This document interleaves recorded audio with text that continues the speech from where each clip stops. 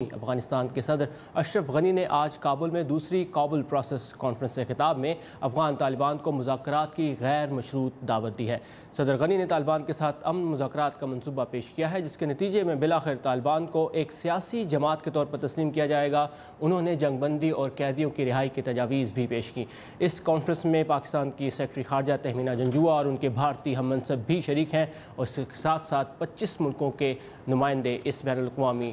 Conference میں شریک ہیں۔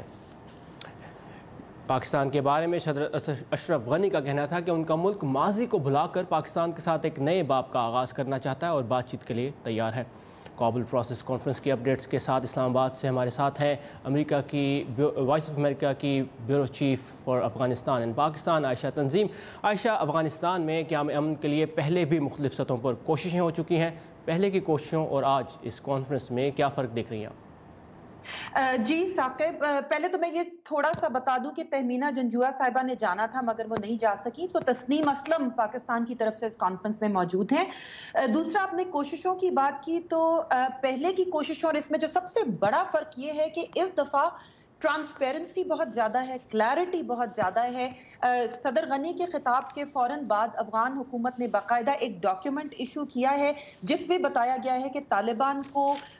سیز فائر کے نتیجے میں کیا فوائد حاصل ہوں گے، اس میں افغان گورنمنٹ کا کیا حصہ ہے، انٹرنیشنل کمیونٹی کا کیا حصہ ہے، عالمی اسلامی دنیا کا کیا حصہ ہے، اور پھر ریجنل کنٹریز خاص طور پہ پاکستان کا کیا حصہ ہے۔ مثال کے طور پر انہوں نے یہ کہا ہے طالبان کو کہ اگر وہ جنگ بندی کرتے ہیں تو ان کو ایک سیاسی جماعت کے طور پر ریکگنیشن مل سکتی ہے، مانا جائے گا، وہ کابل میں اپنا آفس کھول سکتے ہیں۔ طالبان لیڈرز کے نام جو عالمی سینکشنز لسٹ اور بلیک لسٹ میں ہیں ان سے ہٹانے میں افغان حکومت مدد کرے گی، ان کو پاسپورٹس ایشو کیے جائیں گے، جو فائٹرز جو جنگ چھوڑ دیتے ہیں اور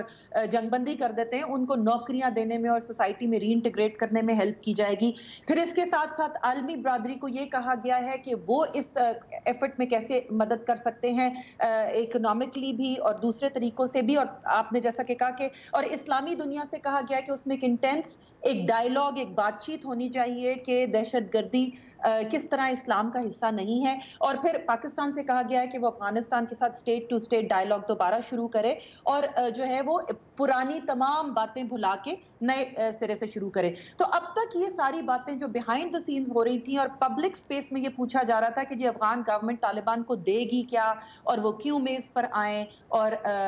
ان کو کیا فائدہ حاصل ہوگا، تو یہ ٹرانسپیرنسی کی وجہ سے یہ جو ہے یہ دوسرے پرانے پروسیسز سے مختلف ہے۔ عائشہ تنظیم ہمارے ساتھ تھیں اسلام آباد سے۔ Thank you Ayesha for these updates.